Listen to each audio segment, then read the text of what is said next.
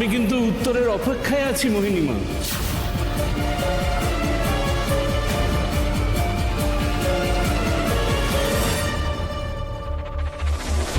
বিনু যখন বলতে চাইছে একবার বলতে দেওয়া হোক না, একবার সুযোগ তো দেওয়াই যায় ওকে।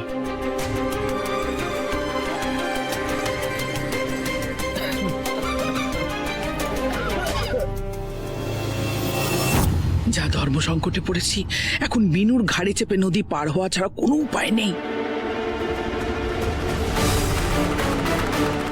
ব্রজানন্দ স্বামীজি, আজ আমার হয়ে সমস্ত প্রশ্নের উত্তর দেবে আমার পুত্রবধূ বিনু।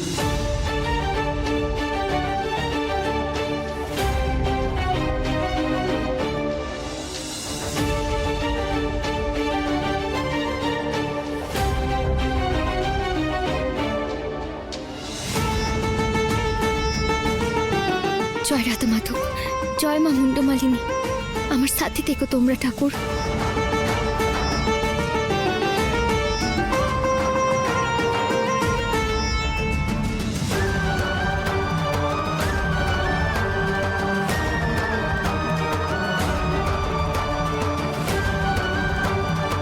স্বামীজি, আপনি তখন বললেন এই বাটিটোতে যে দুধটো আছে তাহাই শ্রীকৃষ্ণ। এই দুধটো থেকে আমরা দই পাই, তবে দই থেকে কখনোই আমরা দুধটো পাই না। এই উদাহরণটা দিয়ে আপনি এটাই বোঝাতে চাইলেন যে শ্রীকৃষ্ণ থেকে মা কালীর উৎপত্তিটা হয়, তবে মা কালীর থেকে কখনো শ্রীকৃষ্ণের উৎপত্তিটা হয় না। তবে স্বামীজি, এই দুধটোর যোগান তো গোমাতাই দিয়েছেন বটে, তার মানে তো শ্রীকৃষ্ণের জন্মটাও মাতৃরূপ থেকেই হয়েছে। আর এভাবেই তো আপনি আপনার যুক্তিটা কাটালেন, তাই না?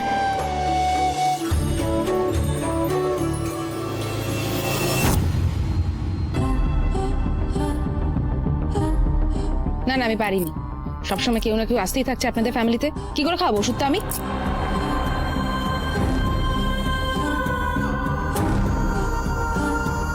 আচ্ছা আচ্ছা, ঠিক আছে, আমি জলের সাথে মিশিয়ে খাইয়ে দেওয়ার চেষ্টা করবো।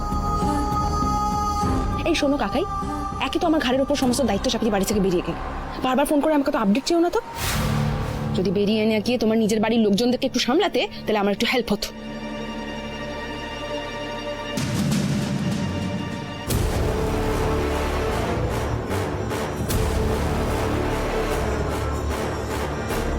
পায়েল, তোর এই নাচটা কি ঠিকঠাক লাগছে? আমার কিন্তু খুব অদ্ভুত লাগছে, জানিস? আরে আমিও তো সেটাই ভাবছি, নার্সের হাতে কখনো ওরকম বড় বড় মুখ থাকে নাকি? তুই দেখেছিস কখনো?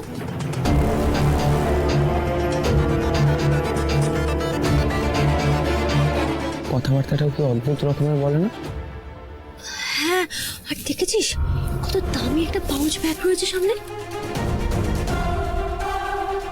কত দামি দামি কসমেটিক্স, আবার ইয়ারপডস।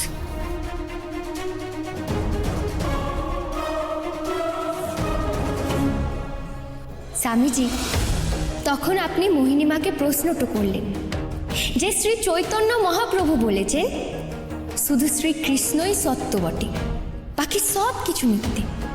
তবে কি তিনি এই ভুল কথাটা বলেছেন? স্বামীজি, আপনি আমার অপরাধ নেবেন নাই, তবে আমার মনে হয় শ্রী চৈতন্য মহাপ্রভুর এই বাণীর মর্মটা আপনি একটু ভুল বুঝেছেন বটে।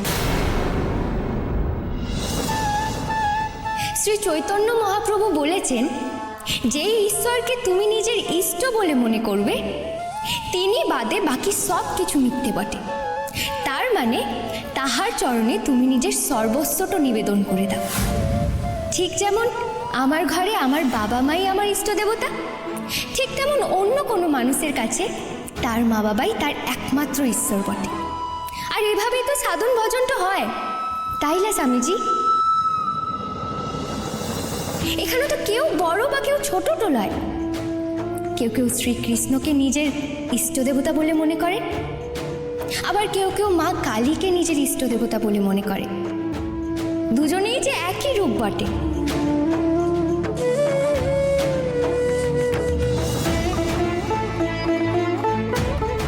এইসব কথা তোমায় মোহিনীমা বলেছেন?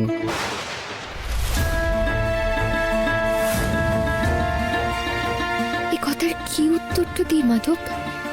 এই শিক্ষা যে আমি গোসাই ঠাকুরের কাজটা থেকে পেয়েছি কেনে।